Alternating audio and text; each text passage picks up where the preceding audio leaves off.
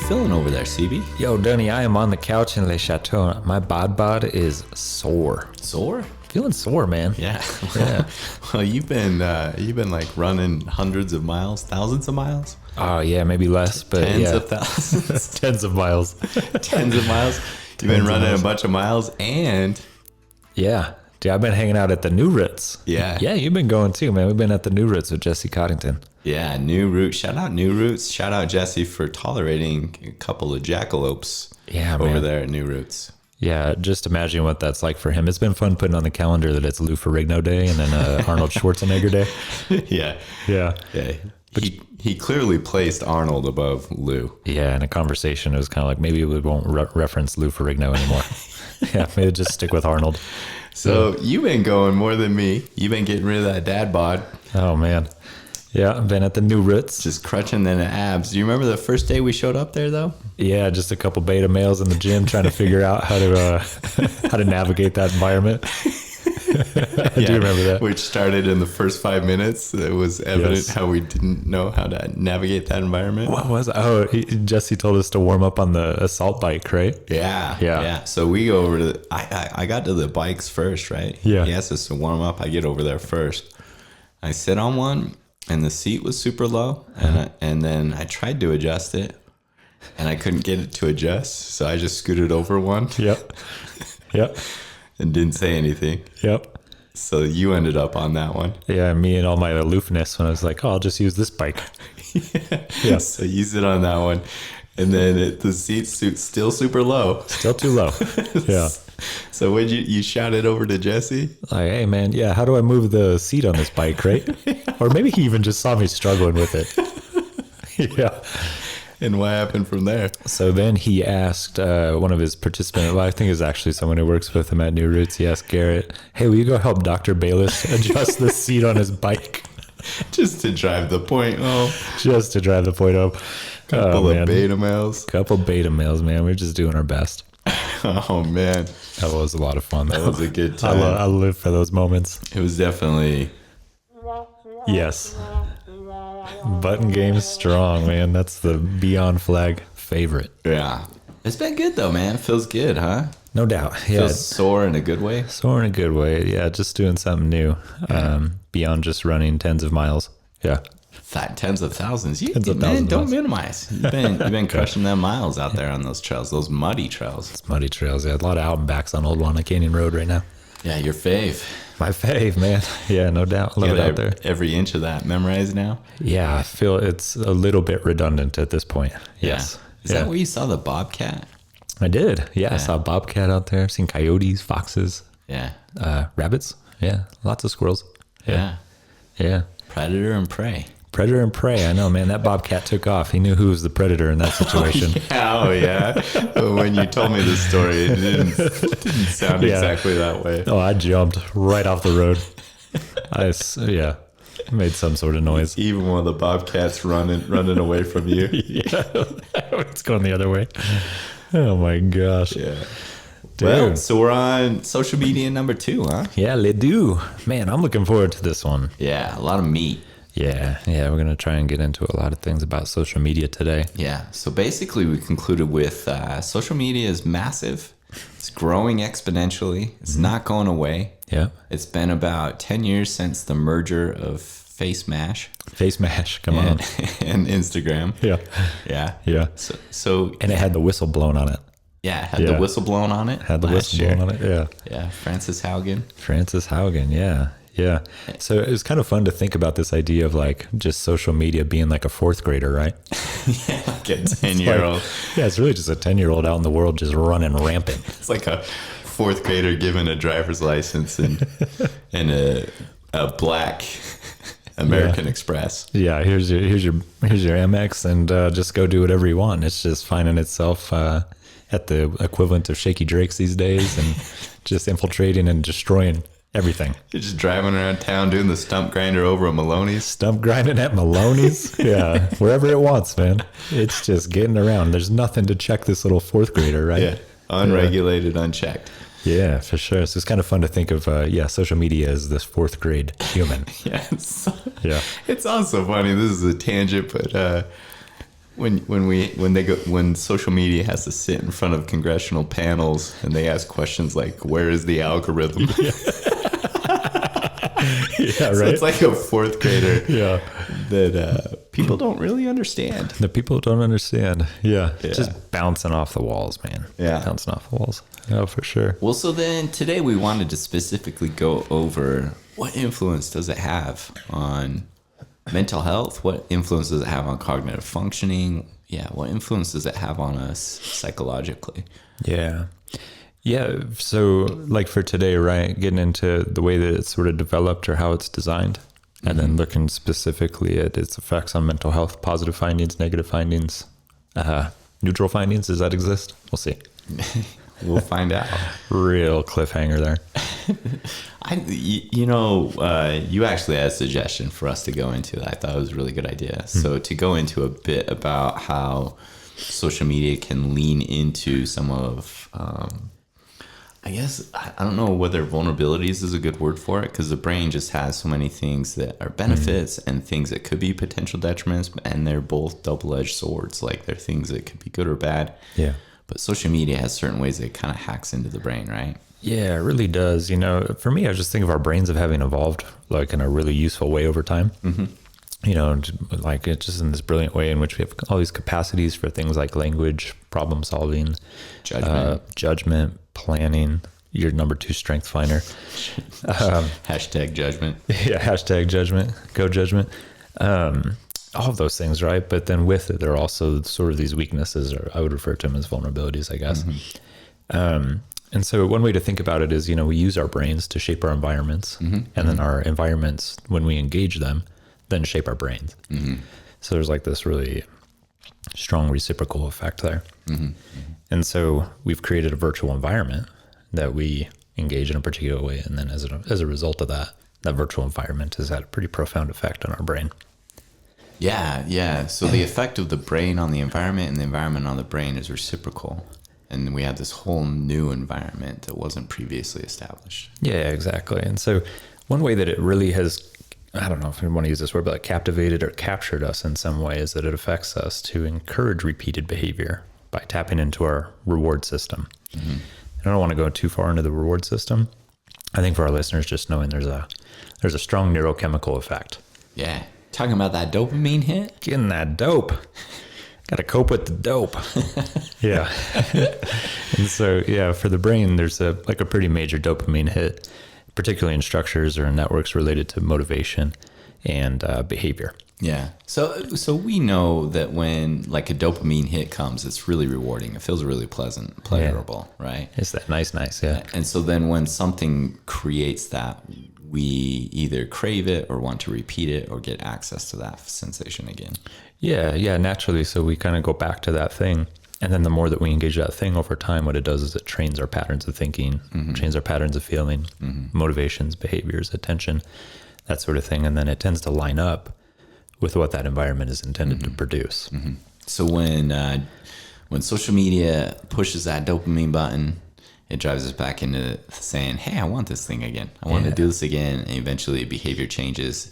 And unfortunately, eventually the dopamine slows down. And it kind of, comes in a lesser effect over time. Yeah. But if your behavior is changed, you can fall into habits and patterns of behavior that were created from that, even when the dopamine reduces. Yeah, exactly. So it creates this cycle. And just like you're saying, and with that cycle is kind of thinking of like the image of a merry-go-round, is that it just gets more and more neural momentum. And then that behavior becomes more and more automatic, and the awareness of choice is really reduced over time.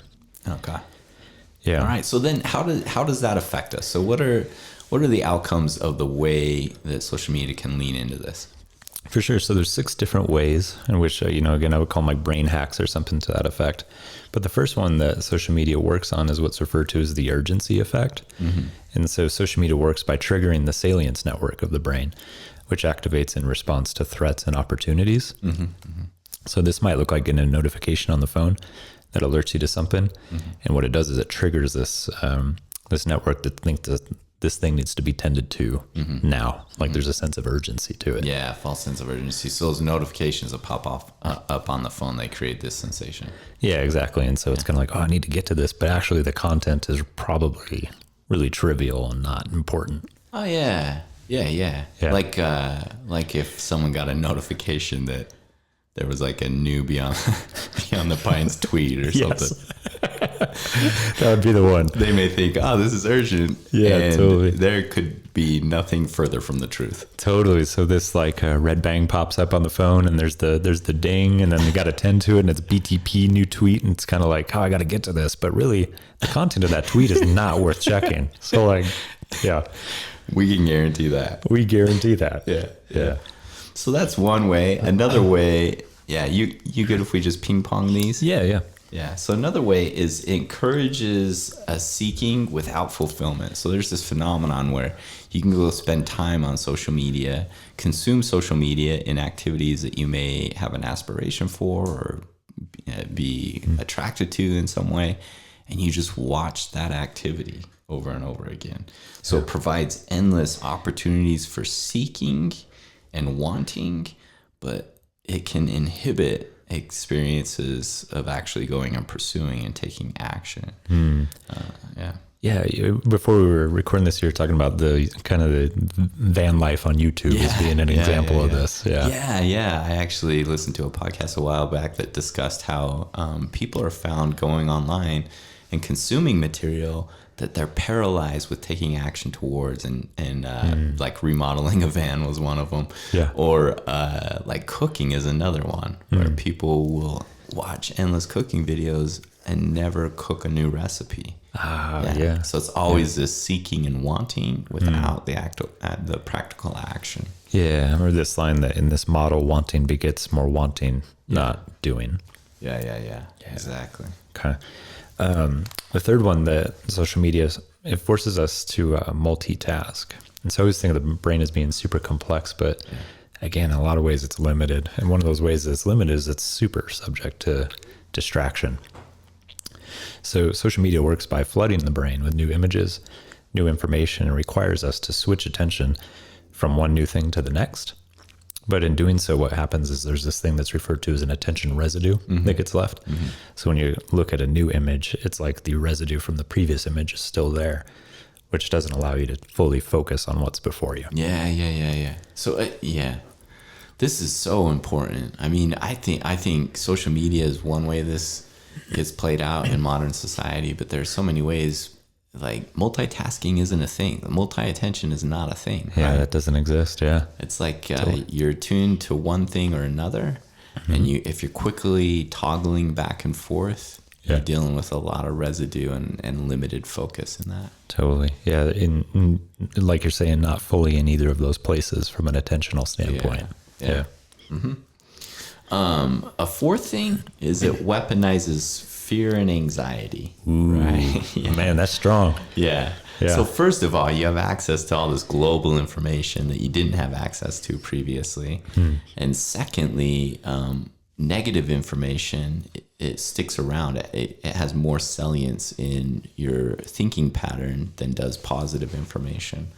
And there are obvious reasons for that. There's an evolutionary advantage to taking in negative information so that you can try to avoid that in the future, or that you can avoid anything that would create risk.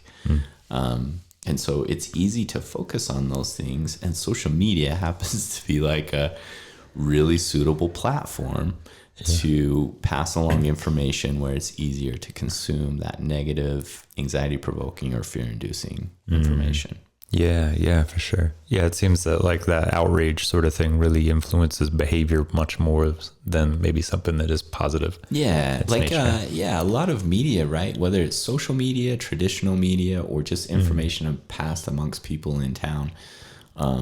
It's the salacious story, the polarizing or controversial story is the thing that actually gets discussed. Right? Yeah, exactly. Yeah, I'm just thinking of the news, like you're saying. Yeah. The fifth one is social media kind of creates this environment by which we find ourselves constantly comparing ourselves to other people. So there's this constant social comparison. And really, it's only natural as social animals, as hominids, that we routinely understand our position in the world relative to others through comparison. And so there's this phenomena also by which we sort of default to upward comparison. So we look at people who we perceive to be greater than our own self or have something more desirable than what we have, and then we compare ourselves to them. And then what that results in is a lot of envy, anxiety, self-doubt, and then an approach to the world is driven by ego and tainted by melodrama. Getting that ego and that with a twinge of melodrama. Twinge of melodrama. That's kind of fun to say. Yeah. Not hyperbolic. Yeah. Yeah. So the last one is that it kind of tells you what you want. So that we went over the algorithm, right? And when you click on something or spend more time with something, you're going to get more information that goes in that direction. It'll go further and further. And social media, when you're quickly consuming stuff, especially if you happen to be toggling back and forth, you're going to fall into the desirability effect and the confirmation bias. So the desirability bias is where you'll look for information that's desirable to you. So we actually, just all of us, have these blind spots where the stuff that we're looking to see will be easier for us to see than any information contradictory to that. And then evidence supporting what we believe or what we want to believe, we'll find that evidence. And when we do that, our brains, without us knowing, subconsciously, will dismiss evidence or data or any oppositional arguments to what we want to perceive and understand. And social media is great at this. Yeah. So it really finds the thing that you want and or expect to see, and then gives you more of that. And then naturally we avoid information that would go against that. Okay. Gotcha. So then what's the quick take on this then? These 6 ways that your brain kind of can lean into and be hacked a bit by social media. What's the takeaway? Yeah, for me, it's just there's just a lot of ways in which it's designed, right? That operate on brain hacks that result in us engaging social media in a more compulsive way, which again kind of results in less awareness and less choice. And then, so for me, if we have a little bit of an understanding on how it works, what keeps us engaged, the thing for me would be like, what type of effect does it have? I'd wonder almost like on mental health. What does the science tell us? What does the science tell us? The hard science of social science. Yeah, what are the hard, not soft social sciences? What does it say? So what does the research say? That's what the question comes back to, right? Yeah. And so you and I talked about this, and I think it'd be valuable for us to understand just how social science research occurs and where you can find reliability and validity. And maybe we should even just define those two things, right? And so even when there's a finding, there's a degree of reliability to the finding and a degree of validity to it. Validity, yeah. I'm going to put you on the spot. Do you want to define those two? Oh man, I'm going back to each P study here. Reliability, I remember, was a characteristic of a test, right? Yeah. In which it would consistently produce results. Is that right? Yeah. So it's basically reliability is exactly. It's the degree to which a test is consistently testing the thing that it says it is. Yes. And how well it matches up. Yeah. Yes. And then validity is a characteristic of data in which decisions made upon the data match or are I guess, what's the right word? Appropriate? Yeah. Something to that effect. Yeah. Yeah. And so so what conclusions are made or what the results and outcomes showed validly represented what was attempted. There we go. So we're measuring what we want to measure, and then the data we collect is decisions can be made upon that with confidence. So then there are degrees to which when a study is done, there are degrees to which reliability or validity is compromised. There's no objectivity 100%, right? Yeah. And so understanding a bit about research can help us understand when we consume research what has validity and reliability to it. And so I think this is important to go into because survey research is a predominant form of research methodology used when looking at the relationship between mental health and social media. Yeah. And so to go into a couple of just terms about that. So first of all, you have to be conscientious of what you're sampling. So if you want to know what the relationship between mental health and social media usage is, the easiest or the most accurate way to do that would be to just evaluate every single person that's ever used social media. not super doable. How likely is that? It's not, right? Yeah. So then you have to create a sample. And there's what's referred to as probability sampling and non-probability sampling. And probability sampling is when you go through a series of steps to try and ensure that the people that you're evaluating represent what you're wanting to represent in the entire population. So how representative that smaller group of people is of the whole group of people that you want to understand more about. Okay. Right? Non-probability is more random, where a lot of measures aren't taken to ensure that the sample accurately represents the whole group. Okay. And so already right there, if you were to do non-probability versus probability, you're going to have the potential for more error in that sample group being somewhat different in some way than the entire population that you're wanting to assess. Gotcha. So probability standpoint, if I want to understand the attitudes of people who are in the adolescent age range, if I sample a bunch of people in their 70s, probably not the best. Yeah. But if you did non-probability sampling on an electronic survey, there could be someone that had a fake profile and completes it, right? Okay. Or just somehow someone gets into the survey. Okay. So that's kind of the next point. So electronic surveys, they have the massive benefit of accessibility, but when doing an electronic survey, you're also limiting the reliability and the validity of the sample. Okay. And then lastly, self-report data that's collected. Yeah, what are you laughing at? I think of people's ability to have awareness and what's actually going on for them. So when you collect survey data, you're asking people for their opinion. If you're asking for their opinion of themselves, that's potentially compromised by the degree of self-awareness or by subjective biases from one person to another. So my 7 on a happiness scale from 1 to 10 may be different than your 7 on a happiness scale from 1 to 10. Yeah. And so when you collect self-report data on a survey, it's a bit compromised.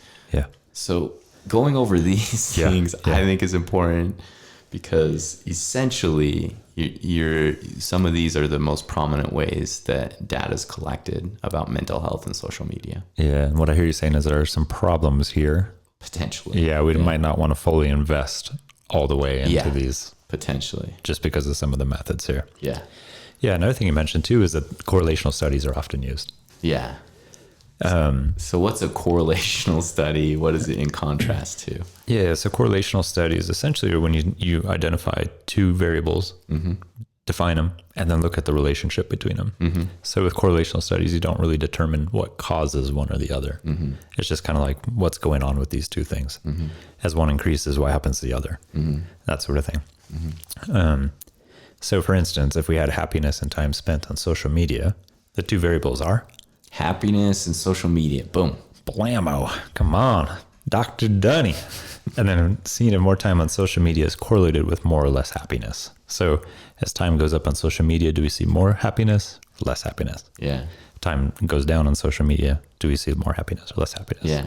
And if that's correlational, we don't know if there's some confounding variable or other artifact that informs that, right? We don't know that one causes the other. It's not an experimental design. Exactly. It's just that the two exist, right? Yeah. So how about this one? Yeah. Ice cream sales and robberies. All right. So let's look at the correlational statistical significance. Yeah. But are they likely related indirectly by another third variable? Yeah. Yeah. Like, what do you think? Summertime. Yeah. Come on. Do you remember this I remember this from grad school. It does sound, yeah. There's a positive correlation. So ice cream sales go up the exact same time that robberies go up. I mean, not exact, but closely. So they're correlated. There's a positive correlation. Both have an elevation or an increase in numbers at similar time frames. Yeah. And then the compounding variable is what? The season of the year. The season of the year. The summer, right? The summer is really the variable that probably influences those or has a cause on those. For sure. rather than those two actually having a direct relationship. They have an indirect relationship. Right. So that kind of brings this question to me is like, who knows if more social media use causes mental health issues or if increased mental health issues actually lead to more social media use? Yeah. We're just looking at these relationships. Yeah. So all of this, I think, is really helpful because you started by saying there's these ways that our brains kind of get hacked into with the way that social media operates. And that's true. That stuff is true. But then when the question becomes, well, what does the soft science say? What are the results of research going on right now? Yeah. There are all these complexities that make it difficult to ascertain the validity of results because it's mostly electronically collected, randomly sampled, non-probability based sampling that goes on to collect survey information based on self-report. Yes. And so we have studies, and some of it's confounding and some of it's limited in its validity and reliability, right? Yeah. Just take a handful of Jell-O and throw it against the wall. Yeah. So let's dip in. Let's dip into what it does show. Okay. You were talking about this study that actually is really concurrent, right? It happened during the pandemic. Yeah, this study was really fun to read. So this came out roughly a year ago, June 2021. And in this study, they surveyed over 1,000 people, again, electronic means. And they surveyed people between these really specific dates of March 3rd and March 14th, 2021. And then with this, they gave each participant the equivalent of $15 per hour to participate. And then they also included some couple questions that were essentially used as an attention check. So they were put in the survey to make sure people were answering thoughtfully, not just clicking things. Not clicking things to get that $15, Yeah. which when you throw in paying survey participants, that's another variable influences. There's a type of person that's going to want that $15 and a type of person that doesn't, which already puts you a little further away from a representation of the actual population, right? Yeah, exactly. So I think they tried to compensate for it by including an attention check, but just like you're saying, that's still going to have an effect in some degree or another. So, yeah, what were the questions of the research? Yeah, they included kind of like three categories. There was social media use and then just general opinions around that, questions on critical thinking, and then a whole like a list of demographic questions. And so I'm just going to kind of like these findings, just, rapid fire. Is that all right? Yeah. So Spit them out. come on. So first thing, just kind of looking at time spent on social media. So again, this took place during the pandemic, and 60% of respondents said their social media usage went up since the pandemic began. And then you think of that 60%, 36% noted daily use increased by over 1 hour. Whoa, dang. Yeah. So just think of tacking 1 more hour a day on social media during the pandemic for most people. And then from a general standpoint, they found that most people spend about 90 minutes on social media, and there was a very small percentage that spent over 5 hours a day. Whoa. Oh, man. Yeah. Okay. It's a lot of time, right? So getting into the mental health, they asked questions regarding anxiety, depression, difficulty concentrating, loneliness, and low self-esteem. And then over half of the total respondents indicated that these feelings were somewhat intensified by social media. And then about a fifth, 20%, indicated that they were extremely intensified. Okay. So here we are. This is self-report information, but by self-report, more than 70% of respondents said that anxiety, depression, difficulty concentrating, loneliness, and low self-esteem were intensified. Yes, exactly. And then of those feelings, people indicated having the most trouble with, this was surprising to me, anxiety was one, and the second one was difficulty concentrating. I would have thought it would have been depression, if I were to guess. Yeah. I mean, the difficulty concentrating makes sense with toggling back and forth with attention, but depression seems to be what a lot of people reference. Yeah. And anecdotally, I remember when I was doing those ADHD evals and that sort of thing, when the pandemic began, I remember getting like, it just seemed like a flood of requests for like, I can't concentrate, I can't focus, I think I have ADHD. Yeah. More requests than you had before the pandemic. Than normal, yeah. Huh. And then with anxiety and difficulty concentrating, about 60% of people endorse both, at least in moderate degree. Okay. So this we get into some fun stuff here. So when asked about how concerned people were of their use of social media, about 80% reported moderate or greater level of concern. Oh my gosh. Right.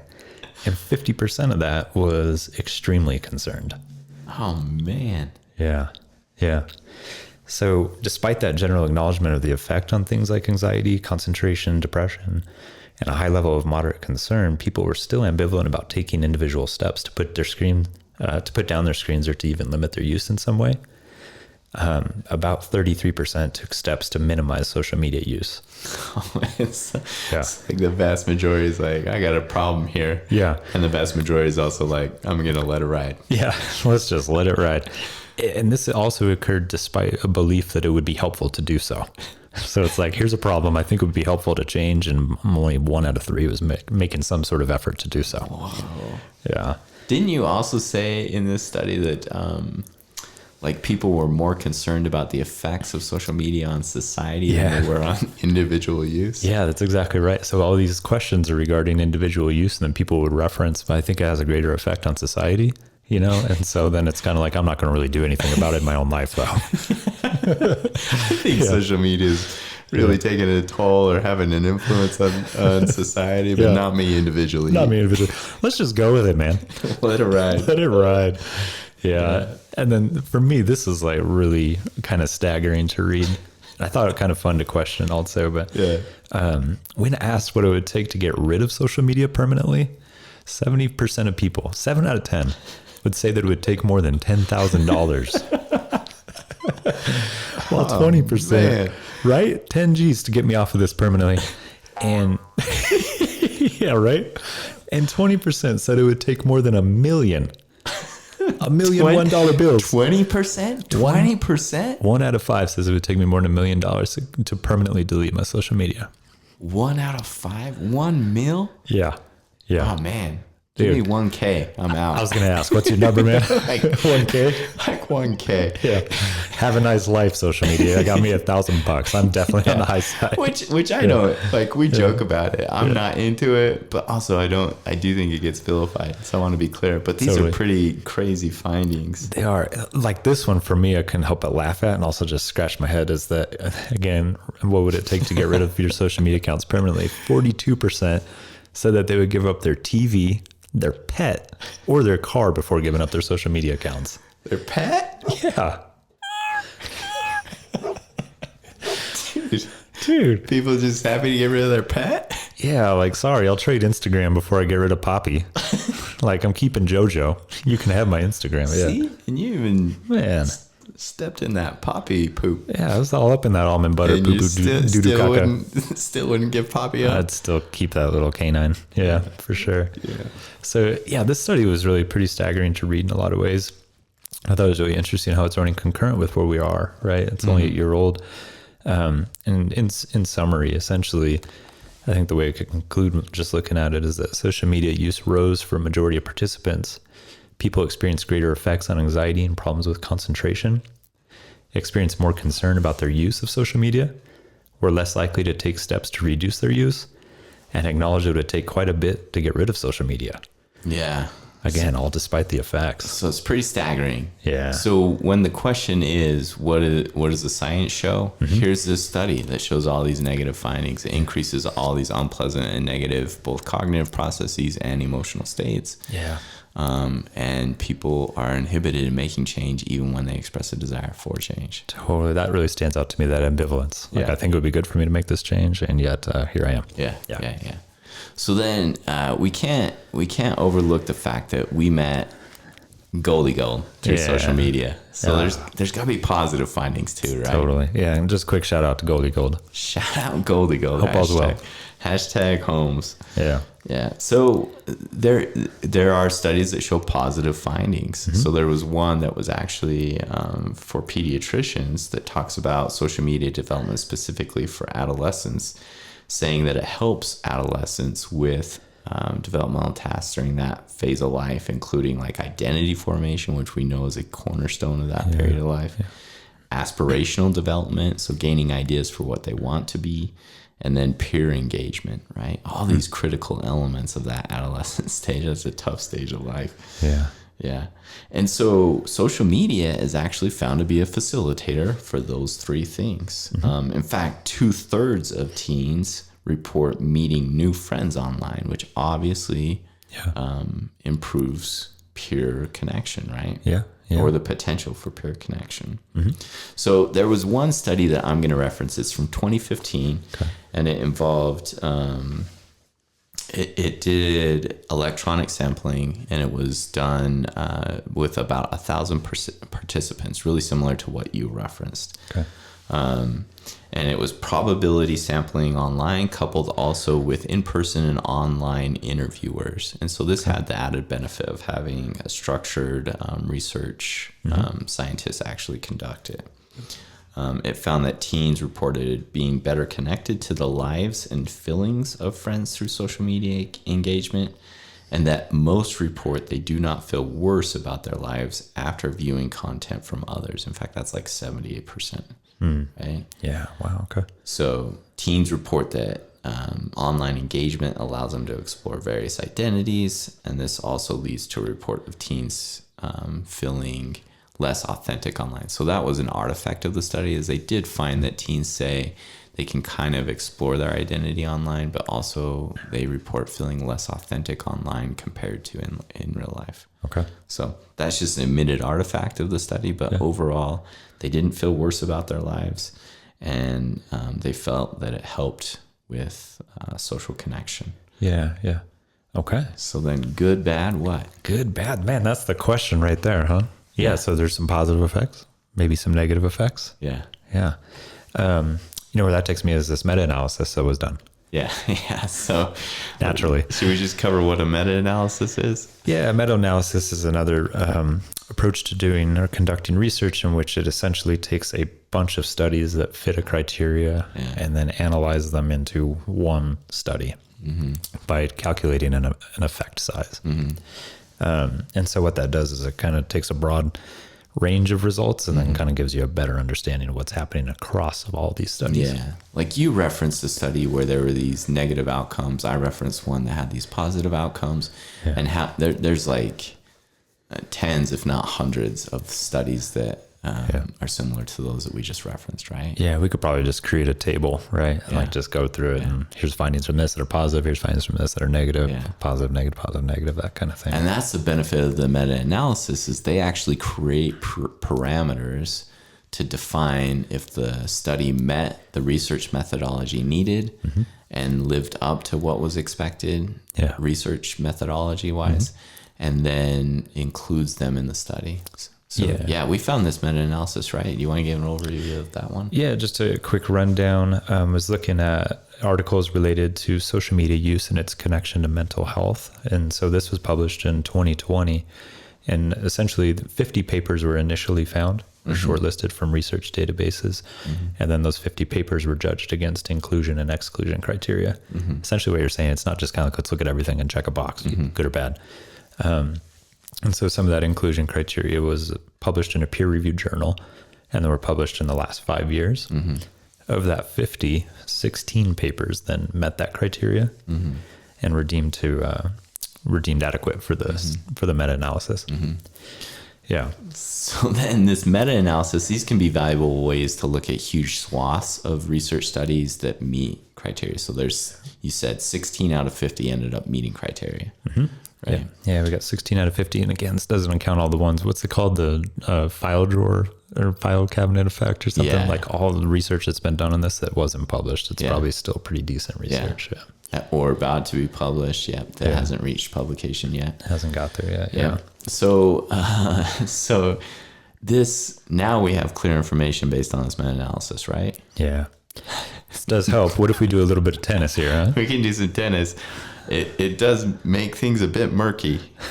Yeah, when you're saying now we have a clear understanding, it's actually like, well, not so much. So one of the first studies that met criteria, I didn't put it on here, I'll just throw it out, was that there was no effect. So it wasn't that there was a positive or a negative effect, but there was no effect or correlational relationship between social media use and mental health issues. Okay. So let's start with that. Okay. So hashtag no effects. Cool. So like in that first, or just going through here, some of the points that we found, one, again, looking at correlation, depression and anxiety continually show up to be correlated in some way with social media use. Like there is a relationship there. Negative effects are found when the social media use is the primary outlet or the primary source of engagement rather than supplemented by other forms of engagement. Okay. Yeah. Does that mean like in-person connections? Yeah, or like, yeah. Gotcha. Okay. Yeah. The next, depression has been found to be correlated with investment in social media, but not necessarily with frequency in social media. Yeah, that one really sticks out to me, right? Yeah. Yeah, it's the way you approach it. So that actually ties into the next one. Evidence shows that passive activity, where you're just on social media consuming content, rather than active activity where you're creating posts and creating your own stuff. Okay. Passive activity is found to is correlated with mental health issues different than active engagement. Okay. So I almost think of like a scale that's like mindless to mindful in some way, or engaged, not engaged. Yeah. I think mindless to mindful. Also, I think, there'd be so many ways to think about that. Like, what if someone with low self-esteem doesn't feel like their post is worthwhile, and so they're on there creating, and then you wouldn't know which was the cause and the effect here. Yeah. Right? Yeah. Again, there's those additional variables. Yeah. Yeah, for sure. The next one just says, this is a really interesting one in my opinion too, is that the trust of others and close family relationships are confounding variables that mediate the negative effects of social media. Yeah. So it finds like if they begin to find a correlation, sometimes there's these other variables that can mediate the effect of that. Yeah. Kind of like a buffer, is that? Yeah. Essentially. It's mediating and moderating? Moderating, yeah. Mediating's environment and mediating's explanation and moderating's environment, I think. Is that right? Okay. I can't remember. Dr. Martin would be so impressed with us. He's so pumped. NAU, y'all. So it shows that girls tend to be more what they defined as addictive. So they use the word addicted, and they actually operationally define that. Okay. So girls end up spending more time with social media longer than intended. Okay. So might set out to use it for a period of time, but then find themselves using it much longer than that. Okay. Or other addictive also descriptors or characteristics. Yeah. Okay. Yeah. And then this last bullet point for me really speaks to the compulsive nature of social media. And how we were describing it earlier is that constant surveillance of social media can be correlated with negative effects. Yeah.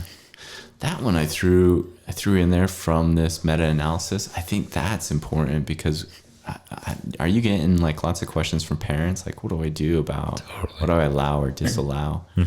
And this is actually evidence to show that if you go overboard with it, it actually can correlate it with which I experienced with teens. Like if you are like hyper vigilant with structuring your teen's life, it can have negative effects, including with social media, right? Yeah, for sure. Yeah, for sure. So how would we wrap this up in a nutshell? Man, I think there's a couple of like highlights that summarize what we're saying here. One is that social media is built to hijack the brain. So with that dopamine system that you outlined for us, and with the ways that it can lean into things like confirmation bias and urgency effect, it can draw our attention in ways that we don't intend for. And when we keep doing that, we can build in behaviors and habits that are having effects that we're not aware of. Yeah. Blammo. And I imagine we'll probably maybe go into a little bit of what's the function of keeping us on the screen. Next one for me, this is kind of hard for my black and white brain, Dan. There are findings that suggest both positive and negative effects with social media use. Yeah. That's the problem with you and me, is actually we allow too much nuance. Yeah. We're too okay with the gray. Yeah. So, the reality is the social science research shows that there are positive effects and there are negative effects. Yeah. Which for me, I think that's the reality with much of everything. Social media may have a prominent influence right now, which makes it salient to consider specifically. But I think it leads to the last bullet point. It may be qualitatively how you use the thing, and when you're aware, when you can get rid of blind spots to whether you're being affected in ways that you're not aware of. Yeah. Yeah. That word that you had used for one of the bullet points earlier is investment. Yeah. Like, what's the investment you make in it from like a cognitive attentional standpoint? Yeah. Yeah. Yeah. And is it adding to or is it taking away from? And there's going to be qualitative, nuanced differences between and amongst people. Yeah. So then that sets us up for our last episode in the social media series. Huh? Come on. What can our listener in Poland and Iowa and all of our listeners generally, what can they expect? We're going to dip into how to qualitatively approach it, because there is suggestions that can be helpful to dictate what the outcome is for you individually in your use of social media. Okay. Yeah. I think what's important to say is there is the potential to be negatively affected by social media. That's a reality. Yeah. And so if you want to be conscientious about not falling into that, then there are some specific things you can do. I also think, I guess I should add to that, there are ways that you can be negatively affected by social media that you are consciously unaware of. Yeah. Yeah. By those systems that it's hijacking. And Yeah. so being intentional in your use is going to be important to determine whether it's supplemental or detrimental. Yeah, I was thinking that we don't default to health in the virtual environment. Like it will probably require intention. Yeah. Yeah. Very cool. Man, well, this was fun. Blammo. Some social meds, some research, some nerdism. Yeah. Man, dudes talking, Dude's talking. new rootsing. Oh, man, come on. Yeah. See you back at New Roots next week. Yeah, I'll be there, man. I think it's Arnold Day. Arnold Day. You and me with those 5-pound dumbbells. Yeah, man, I do feel like a beast just tossing around that 5-pound kettlebell, though. I just feel like a boss. Like, yeah. There is a pattern to when Jesse asks us to get weights. He always asks us to get weights from one end of the spectrum. Yeah, and they tend to look a lot smaller than the other weights. The other weights, yeah. And the number on them is a lot lower. Yeah, I don't know what that means, but I don't know. Yeah. whatevs. We good. Yeah. Well, why don't you take us out by shouting us out? No doubt. You can always check us out on the interwebs. We're at www.beyondflag.com, flag spelled FLG. And just like we're talking about those social medias, we're also there sometimes. We're on the Instagram, beyond_flag. And as we always joke, sometimes kind of on the Twitters. Yeah, look for that notification. Blammo. Take care. Love yous.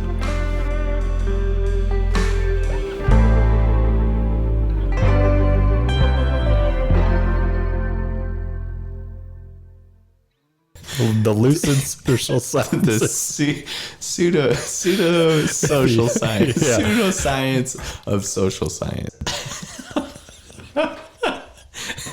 You're just trying to get on those outtakes. Gotta get that outtake. Oh, Let me just type that in. 19. Call it. 10.